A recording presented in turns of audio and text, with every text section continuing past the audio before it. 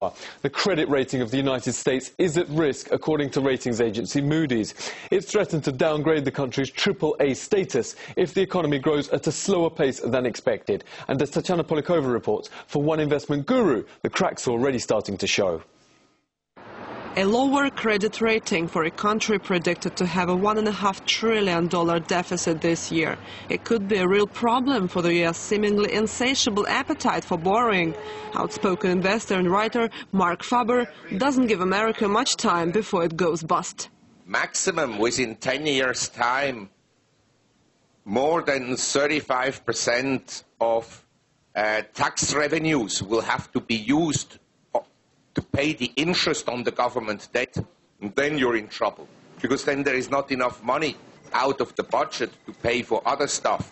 I'm convinced the US government will go bankrupt, but not tomorrow, and before they go bankrupt, they'll print money, and then you get very high inflation rates, and then you get a depression with high inflation, and eventually they'll go to war.